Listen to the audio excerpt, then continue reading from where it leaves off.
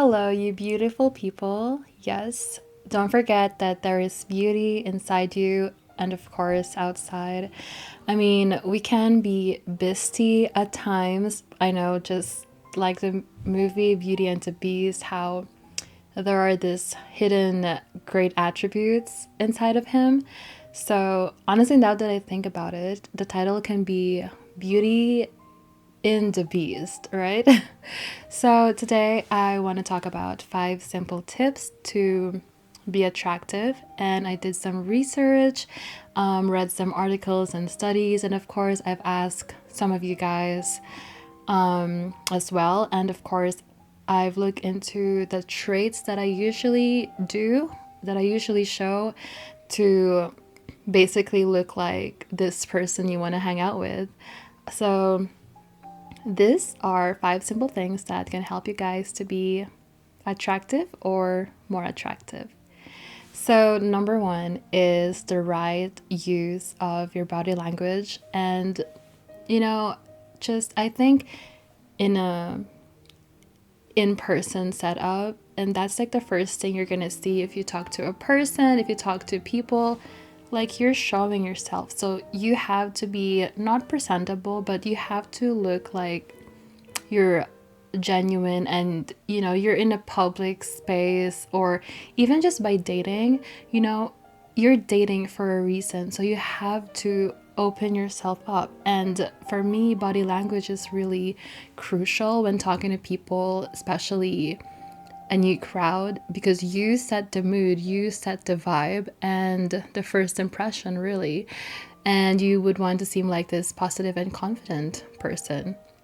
So, usually, when I'm in a social event, I stand up straight, and when talking to people, I face them in a way that I don't have anything in front of me. Like, I don't have anything like a drink or a bag that's like in front of me that's blocking, and like a blocking in between us, because that signifies that you have a barrier between you two. And of course, very important, eye contact. And actually, eye contact, I've practiced this so many times when I was in college, and we were taught, how to present, because I studied entrepreneurship. So pitching, presenting is really important, and one key is really eye contact. So something about it that also makes me comfortable and really just confident, that if you look at someone in the eyes, it's like, it signifies that you know what you're talking about and you are confident. And obviously, don't do the death stare, because that's just really creepy. And you have to have the right timing. So normally, I would do probably like look at someone, like eye contact. If you're talking to someone, probably 3 seconds. And if you're talking about something, you're telling a story, of course you're going to think, so you have to look somewhere else and then look back again and nod. There are so many things, just like don't do the death stare, because that's kind of creepy. But yes, eye contact is important. Actually, according to Harvard psychologist Rubin, actually, sorry, couples deeply in love keep their eyes on each other for 75% of the conversation.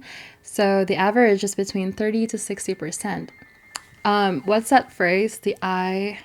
Is the eyes are the window to your soul. I've heard that somewhere. I don't know, but it is true. So, a few things. Next time, adjust your body language in engagement mode. So, elongate your neck, which is one sultry trick, okay, for women listening to this.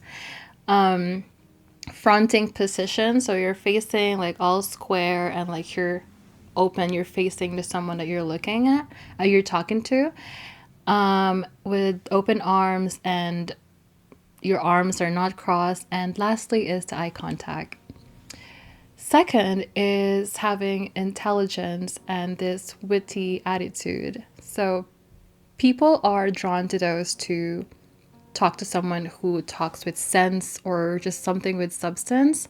So humor and intelligence are two powerful weapons. So use it right. And having these attributes, just being witty, just makes someone have this easy feeling, and you're opening up this open space between you guys. Although I want you guys to keep in mind that you still have to be cautious on things that you're going to say to certain people. So take it a bit slow as well and feel the environment and the vibe. So before I go to the third attribute, I just want to share some of the answers that I got from you guys. Okay, I've kind of like narrowed it down. So these are the three common answers that I got. First is intelligence, kindness, and humor. And others, I got the answers like authenticity, being creative, being modest, and other things are just physical attributes. Which, from the physical attributes, a lot of you guys said that you you like looking in the eyes. So somewhat, the eye contact is still there. Okay. Third is confidence. There is just this assurance feeling when you are with someone who is confident, right? And science tells us that it's also because of evolution. Confident people come across as healthy, strong, and capable, just all qualities that scream good genes, you know? So, yeah, so that speaks to us like good genes, like in our subconscious minds. So it's easier for us to put our trust in and clinging on someone who seems and is confident, you know, because you will have this attitude that you've made it, that you are a winner. And for others, they will cling on to you because they would want to possess those winning attributes as well, and it will boost them in a positive way. I had an episode where I talk about my unusual ways to have confidence in just few minutes. And one thing I talk about there is to have that arrogant attitude, but not in a way where you're going to step down on someone, look down on someone, but it's about believing on yourself that you have these amazing attributes that no matter how people will put you down, you have this confidence shield that guards you. So if you haven't listened to that episode, take a look at back and listen to it because I really enjoyed that one. So fourth is availability. I actually read about this and I was like confused at first. Like, what do you mean by availability? But actually, this is about being open or asking questions and just being this curious cat to others. So just think about it in a group of people. Of course, you will most likely to be engaged to someone who is interested in your life. So who also shares their stories, their interests. So you feel important. For example, in a work setting, one can ask like, will this person work with me well? In people looking for friends, one can ask, will this person open up to me? You know, so someone and you yourself look for a person who is available. So having this open mind and open book vibe will make you seem confident and comfortable, and you will, pass the same energy to someone. So it's like having this come explore with me vibe that people naturally find alluring. So, studies show that open individuals are seen as curious, adaptable, and just full of life, which I very love. They're the ones everyone wants to be around because they bring excitement and novelty to the table. Just think about it. Who wouldn't want to be with someone who's always up for trying something new and is genuinely interested in the world around them? Just full of life. Fifth is the number one attribute that a huge percent of people finds it attractive. So, did you guys guess it right? It is kindness. So, which is, yeah. Also, there's a research shows that this attribute is really the top priority for people looking for long-term partners. So, for the people who answered kindness in my socials, congratulations. So, there's this other study people are really attracted to someone who is loving, compassionate, and supportive. So, in a study published in the Journal of Personality, researchers asked more than 2,700 college students from around the world to build their ideal lifelong partner by using this fixed budget to buy characteristics. So, participants, okay, were given 8 different traits they could spend their budget on. So that includes physical attractiveness, kindness, creativity, and so on and so on. So the students spent around a quarter of their budgets on kindness. So yeah, I mean, almost everyone wants to feel loved and supported, and even for ourselves, if we are kind to people around us, it's not even just for others, but we're also going to start to feel good to ourselves, that we will treat everything in ourselves positively, and everything will just be a chain reaction. And just think back to the past decades, like survival hinged on forming this, strong social bonds and collaborating for just a greater good. So those who demonstrated kindness and empathy were more likely to thrive. So forming alliances and ensuring the well-being of the community. So this evolutionary characteristics persists within us. So unconsciously drawing us towards individuals who show this pro-social traits. And I don't know if you guys heard. Okay, so a little tea here about Rachel Zegler. So she's the actress that from the recent movie Hunger Games. So she's the main one of the main characters there, and she got a lot of movies actually.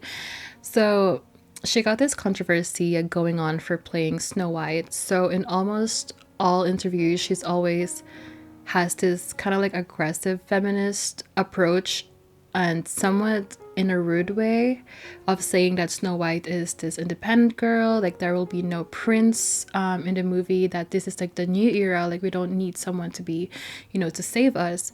And from all the actresses who portrayed as a princess, like Disney princesses, the difference they have is by having this genuine, kind way of telling the story about the princess. Like they also have like the same idea of just having this independence, but the way they said it is very positive and it's just very kind, which is the famous common attribute for all Disney princesses, right? Just being kind. And for me, who watched Disney growing up, there is something nostalgic about how they talk. So in this world where we can be anything, be kind. So be genuinely kind, actually. I know we are humans, of course, and we have emotions, and there will be times that kindness is really not an option, but we have to do our best, right? We do our best. So, yeah, in this world obsessed with, physical appearance, which is sad, just being kind, just showing kindness to everyone, it's just have this refreshing approach or refreshing perspective that everyone just, should possess. So, attraction is this power where we can sense strong feelings, desire, and interest. Again, I'm going to break down all the 5 simple tips or ways, according to studies, to be more attractive. First is the body language. Second is intelligence or having a witty attitude. Third is confidence. Fourth is availability or openness. And fifth, my favorite, is kindness. So thank you so much, everyone, for listening. So yeah, you can DM me, email me anytime if you guys have any suggestions, or if you just have any opinions about this episode, feel free. And yeah, I love you all, and I hope you will have a beautiful and wonderful weekend ahead. Bye.